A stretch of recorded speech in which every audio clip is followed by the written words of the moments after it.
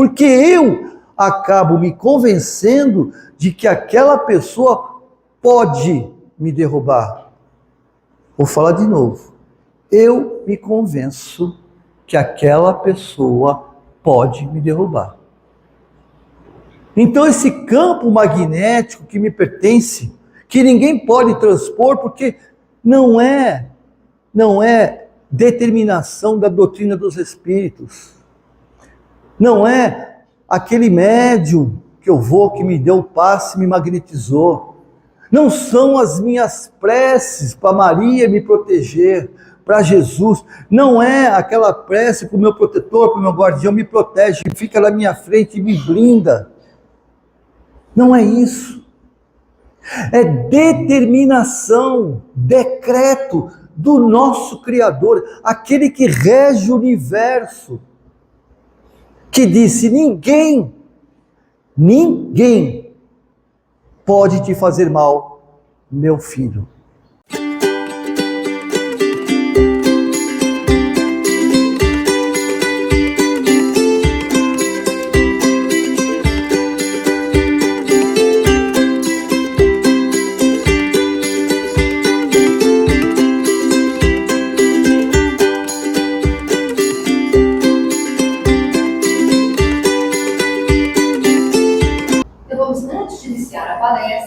Nós vamos fazer nossas vibrações.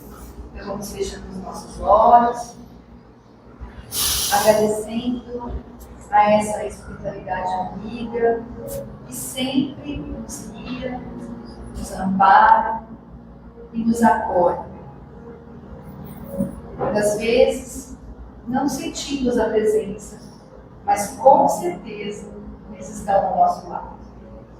Principalmente aquele nosso anjo guardião, que em todos os momentos nos acompanha e nos guia. Agradecendo por mais um dia que aqui podemos estar, podemos aprender, podemos nos aperfeiçoar os nossos espíritos. Que possamos então, na noite de hoje, acolhidos, recebidos nessa casa, abençoada, aprender um pouco mais, colocar os nossos ouvidos, as nossas mentes, os nossos corações a serviço dessa espiritualidade que está nos guiando. E também pedir que o nosso irmão, Milton Júnior, também possa receber essas vibrações, a espiritualidade que esteja acompanhando, intuindo, para que aquilo que for falado nós possamos absorver, aprender, compreender. Que assim seja. Boa noite a todos. É uma alegria muito grande retornar a esta casa, que faz parte da minha história também. Hoje nós estamos encerrando o segundo encontro da família, a USE Intermunicipal de Santos e Cubatão, o Departamento da Família. Durante todo o mês de abril, nós fizemos palestras, teve depoimentos, e hoje nós estamos encerrando. Aí eu pensei, o que falar, né? Já falamos tanto sobre família o mês todo, e aí me veio à mente, nós queremos o melhor para a nossa família, para os nossos filhos, para os nossos netos, nossos companheiros e companheiras. Mas hoje o mundo está caótico, é o que nós enxergamos. O nosso país está temeroso. Como cuidar de minha família nesses momentos? Como protegê-la? Como cuidar dela? Então, como estamos todos aqui, nós aceitamos a doutrina dos espíritos. Ou somos adeptos ou simpatizantes. Eu não tenho a resposta para o que está acontecendo. Seria pretensioso da minha parte dizer que eu tenho essa resposta. Mas podemos reflexionar com tudo isso. E com certeza, reflexionando, nós sairemos daqui com uma esperança de que no final tudo vai dar certo. Não deu ainda, porque não estamos no final. A doutrina dos espíritos, ela tem um trinômio, um tripé, que é ciência, filosofia com cunho religioso. Eu quero mudar esse cunho religioso, pretensiosamente, para cunho moral. Nós somos espíritos, e como espíritos somos milenares, porque acreditamos na reencarnação. Nós viemos do mineral, passamos pelo vegetal, o animal, e hoje estamos no hominal.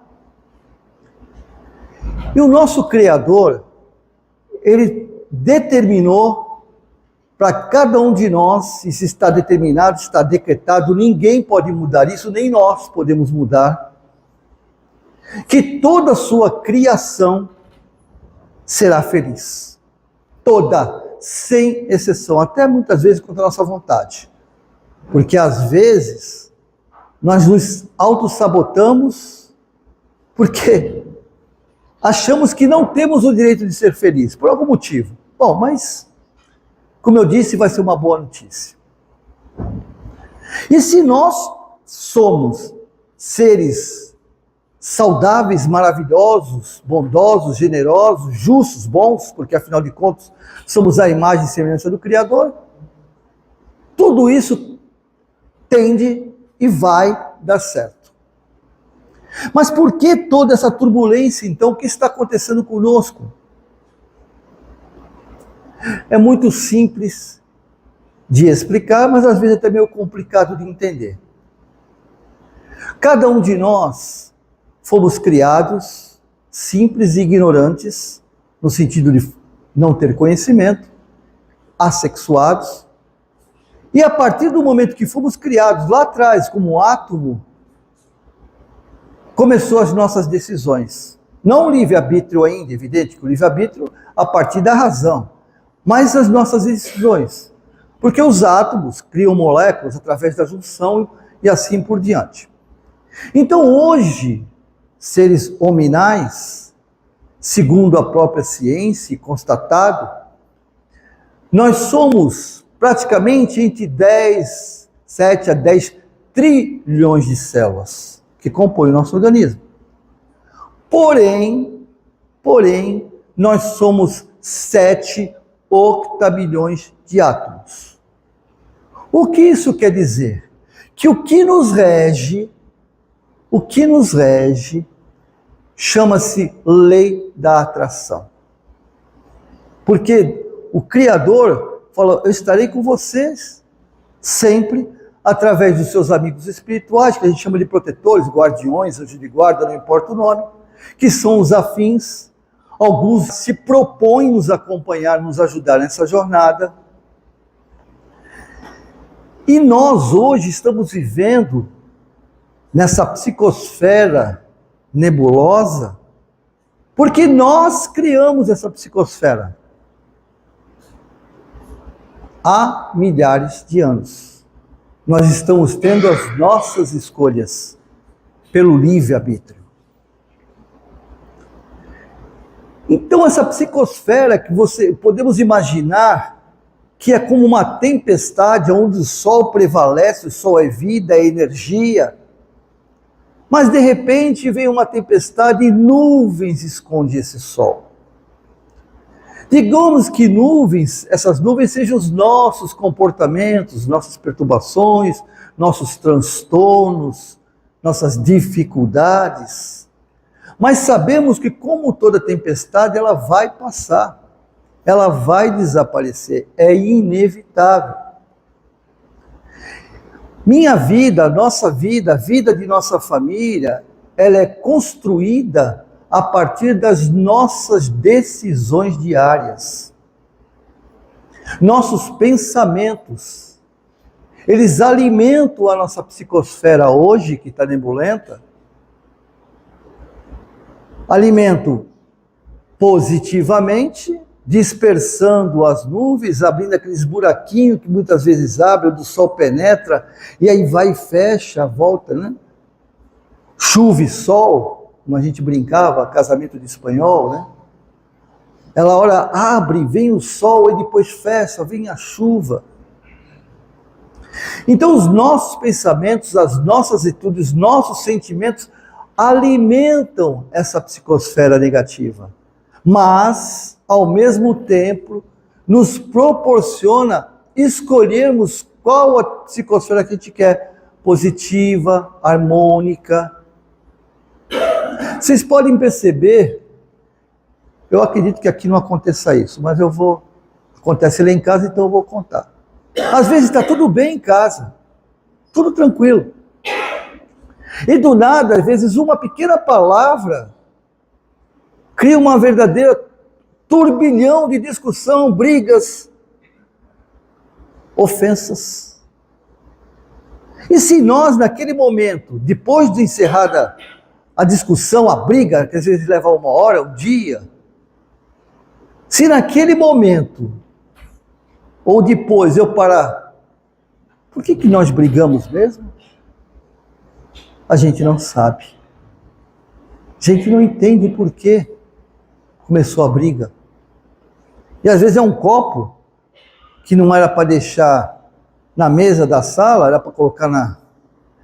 Mas isso nós chamamos de gatilho, alguma coisa que a gente já vem remoendo, e na maioria das vezes, se vocês perceberam, não tem nada a ver com a família, ou com a esposa, ou com o companheiro. São toxicidades que a gente pega no dia a dia, no trabalho, no trânsito, no ônibus, que a gente vai acumulando, somatizando. Mas nós não podemos extravasar as nossas opiniões, muitas vezes, para evitar conflitos externos, porque é uma autodefesa, principalmente no trabalho. E aquilo vai somando, somando, somando. Quando a gente chega em casa, a gente chega doido para brigar, para discutir. E a esposa não está, muitas vezes, a companheira não está pronta para discutir, nem quer discutir, nem sabe por que estão discutindo. Mas eu preciso extravasar essa energia contida dentro de mim. É um estopim. E aí eu estouro. Eu discuto, eu brigo. E eu costumo falar uma palavra um pouco forte, mas eu vomito as minhas emoções. Porque o nosso organismo é assim. Eu posso conter, quando eu como alguma coisa que não me faz mal, tem até um limite. Tem hora que ele vai e expulsa e não tem que segure. É a mesma coisa. É a mesma coisa. Tá bom. Entendi o que você falou. Mas como evitar isso, doutor Júnior? Como evitar isso? Meu patrão é um pé. Tem um cara que quer me derrubar, que quer me tirar. Eu vivo sob pressão, sendo cobrado. Eu vivo sendo cobrado o tempo todo. O que acontece conosco é que nós esquecemos o poder que temos. Jesus nos falou algo tão importante, mas a gente não levou a sério. Nós não levamos a sério, continuamos não levando a sério.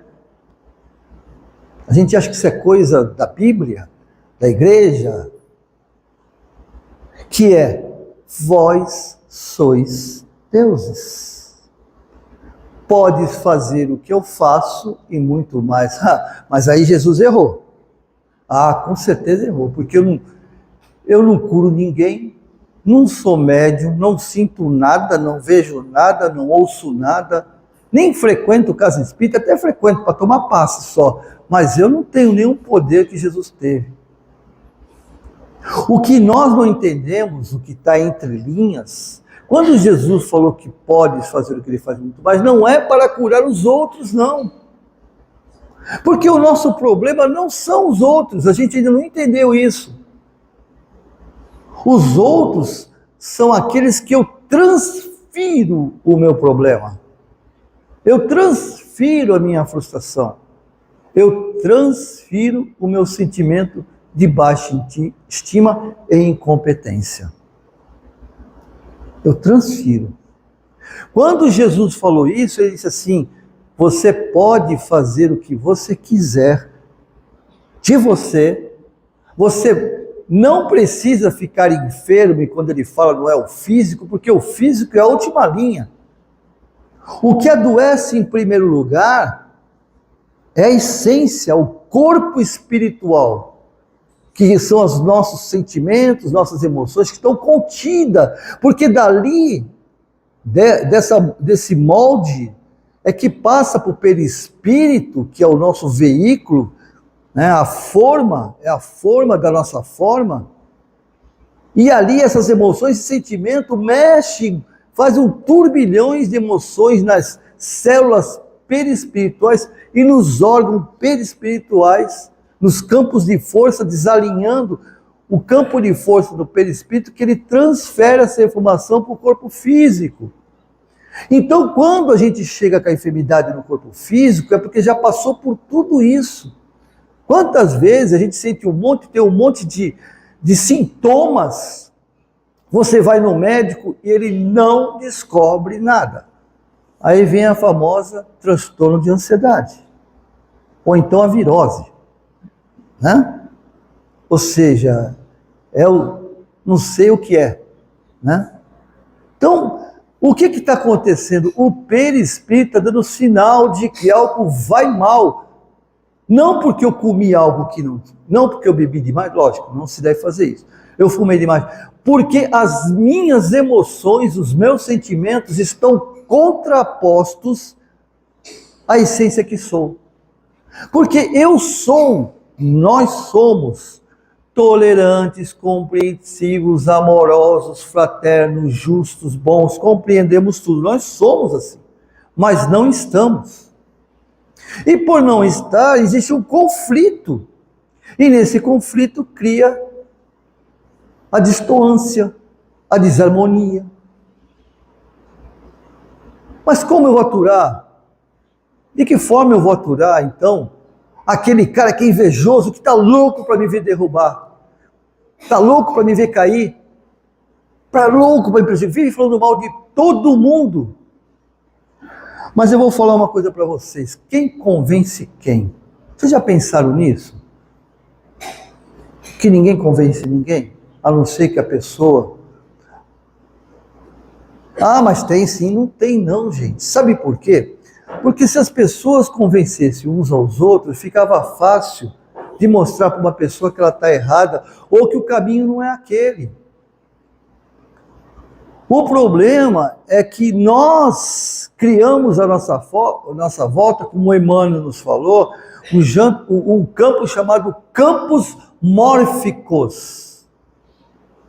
Campos mórficos. Porque eu acabo me convencendo de que aquela pessoa pode me derrubar. Vou falar de novo. Eu me convenço que aquela pessoa pode me derrubar.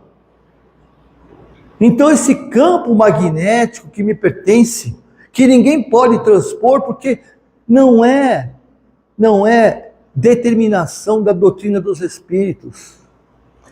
Não é aquele médium que me deu o passe e me magnetizou. Não são as minhas preces para Maria me proteger, para Jesus. Não é aquela prece para o meu protetor, para o meu guardião me protege, fica na minha frente e me blinda. Não é isso.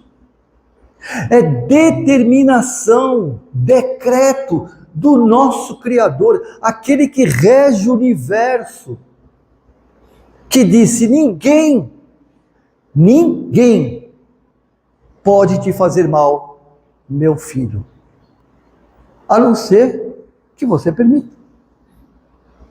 Ninguém pode. Ninguém pode. Nem mesmo as enfermidades físicas, se você não aceitá-las.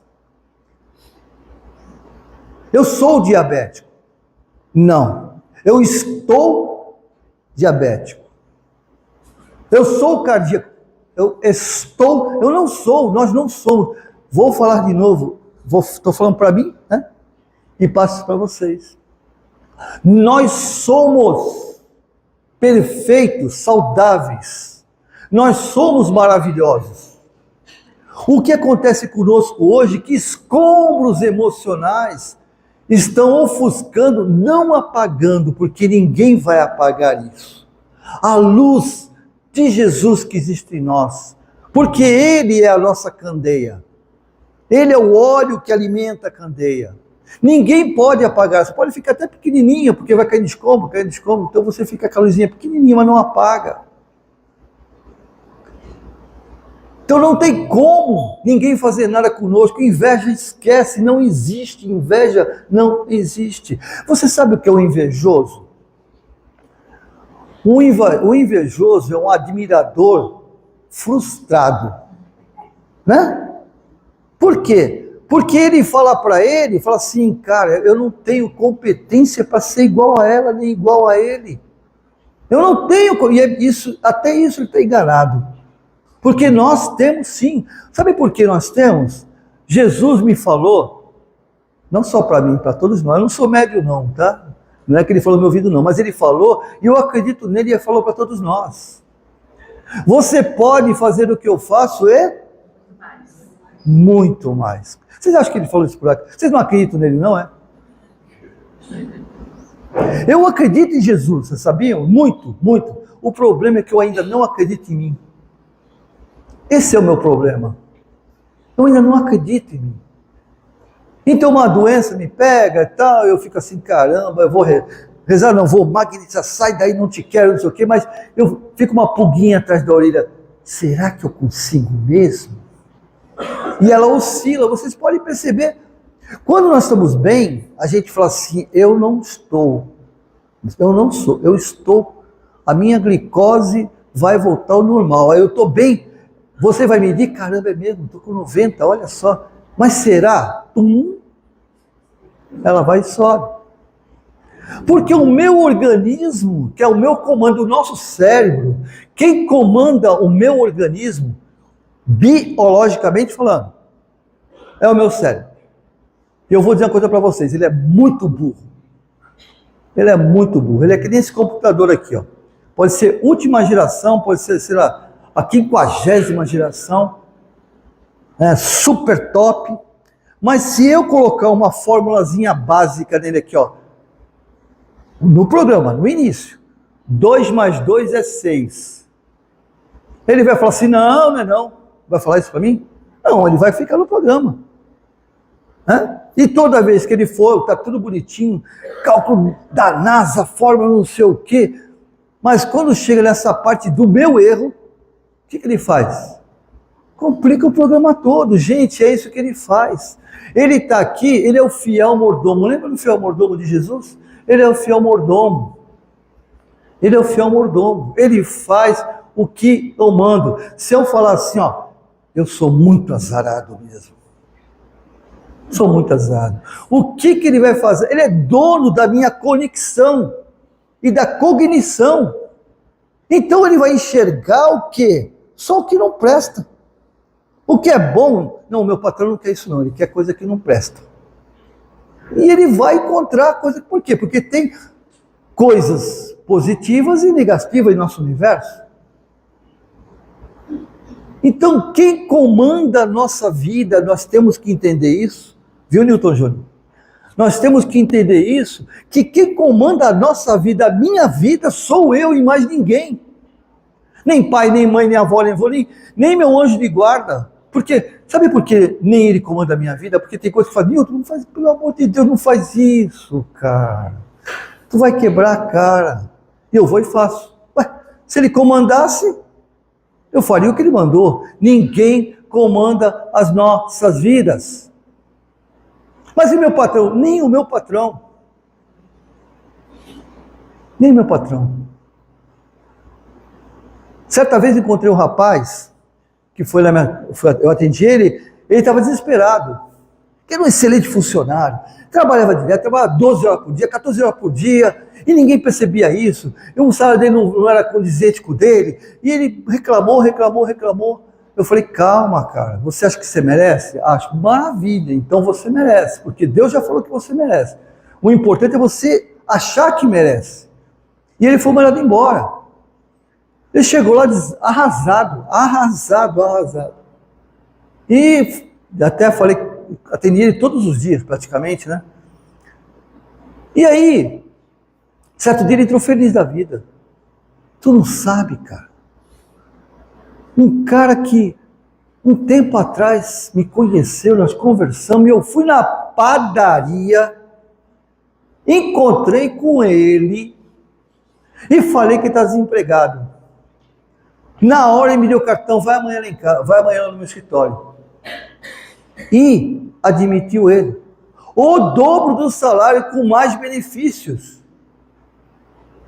Porque nós não enxergamos uns aos outros. Nós avaliamos uns aos outros da nossa forma e principalmente a minha avaliação, ela é feita baseada nas minhas frustrações. Isso é duro de ouvir, imagina para mim como é duro de falar para mim. Nós avaliamos o outro baseado na minha frustração. Até mesmo uma família, viu gente? Até mesmo um filho, até mesmo um marido. Porque às vezes a gente exige do filho que ele seja algo que ele não quer ser. Porque eu estou frustrado, eu quero que ele seja aquilo que eu quero. Porque já que eu não consegui, meu filho vai conseguir.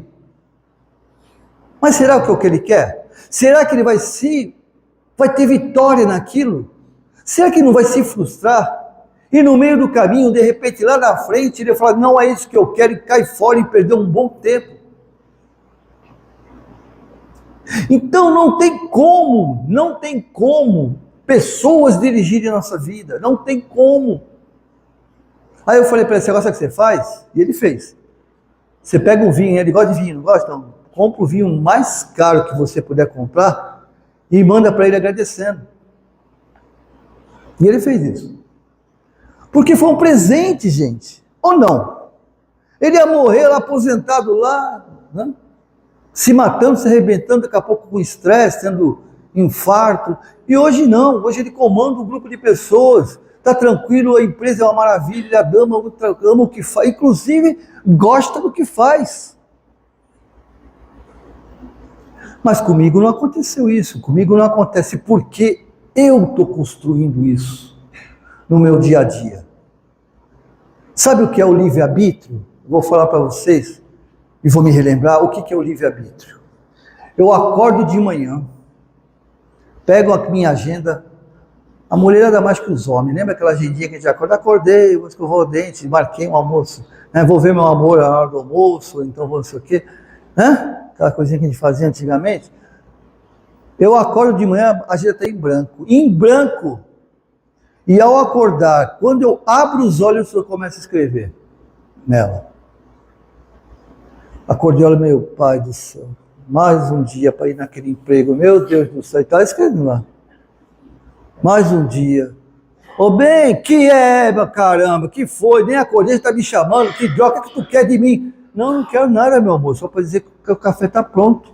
Mas eu já estou, né, exalando cortisol no meu organismo, porque estou insatisfeito, e eu vou enchendo. O que eu faço no final do dia? A minha agenda está assim. O que eu deveria ter feito para ser feliz no meu futuro, porque o futuro não existe, nós temos que ter bem que o futuro não existe. O futuro nós construímos todos os dias quando acordamos. Por quê? O que tem é um projeto. Projeto não é futuro, eu posso mudá-lo. Não é assim? Não é isso? Eu posso mudar meu projeto. Eu tenho um projeto reencarnatório, porque lá eu pedi, né, que eu consiga realizar, para ser uma reencarnação bacana, realizar coisas boas, né, e fazer da minha vida um sucesso. Eu escrevi, mas eu tenho que ter um enfrentamento diário, quando eu acordo de manhã. Então eu posso confirmar aquilo que eu pedi, ou alterar aquilo que eu queria. Posso. Isso é livre-arbítrio. É lógico, tem coisas que não tem jeito, né? Não tem jeito. Mas, ó, só para vocês verem rapidinho, Chico Xavier tinha um companheiro, não lembro o nome agora, que é a Bonissa Geraldinho, que lembrava todo mundo, né? Divaldo Franco, que ainda continua lembrando na espiritualidade. É assim, tinha um que trabalhava com Chico diariamente, um cara super bom, maravilhoso. E um dia ele cortou lá trabalhando, cortou o dedo, a falanginha só um pedacinho aqui. E ficou indignado. Como deixaram, a espiritualidade deixou acontecer isso comigo? Como Jesus, meu parceiro, meu companheiro, deixou acontecer isso comigo, meu Deus? Eu passei minha vida toda, não é Chico? Aí Chico olhou para ele e falou, você parou de bater e apanhou só um pouquinho. Aí depois que Chico contou para ele, vou resumir bem, ele era um feitor. E a diversão dele era amputar os escravos. E ele fazia telha, os escravos faziam telha na coxa. E se a telha tivesse torta, ele cortava. Era a diversão dele. Mas, como diz Divaldo, o amor supera todo o mal que fizemos. Então ele foi premiado só com uma falanginha, para lembrar um pouquinho, né? Que não é muito legal fazer isso. Então, a minha boa notícia, independente do que está acontecendo, com a decisão dos outros, ela não vai nos afetar. Ela não nos afeta. Nem politicamente, nem politicamente. Nem financeiramente, nem financeiramente. Porque algo, se a sua vida você escreveu, ninguém muda o que você escreveu. Ninguém, nem Deus, nem Jesus. Que pode, não pode? Mas não muda, muda. Então, né, se ele mudasse, por que não muda uma criança que está com câncer? Uma criança com câncer é triste, é muito ruim, né? Só de falar já é difícil. Porque tudo tem um porquê para aquele espírito. Para mim, para nós. Ninguém muda as nossas vidas. Ninguém. Nós só temos que acreditar nisso. Nós somos deuses. Nós somos deuses. Podemos fazer o que Jesus fez? Um espírito de 15ª grandeza que passou de milhares de anos se preparando para encarnar nesse planetinha, para nos mostrar na carne, que nós podemos fazer o que ele fez. Porque era muito fácil para ele. Se materializava, falava, ia embora. Todo mundo ia adorar, ficar adorando ele. Ó. Não, ele falou só aqui, ó. Sofri, chorei, né? Me machucaram, me flagelaram. Me crucificaram e eu morri na cruz. Como cada um de vocês. Então é isso que nós temos que entender. Não é isso que nós temos que enxergar. Não permitam que as pessoas entrem nas suas vidas, alterem seu projeto reencarnatório rumo à felicidade. Seja quem for, seja pai, seja mãe, seja filho, seja quem for. Nós somos donos do nosso destino. Que Deus abençoe cada vez mais cada um de vocês. E com certeza essa luz chamada Jesus, que tocou os nossos corações na noite de hoje, estará conosco a cada segundo de nossas vidas. Vamos utilizá-la. Muito obrigado, gente. Com Deus. Obrigado.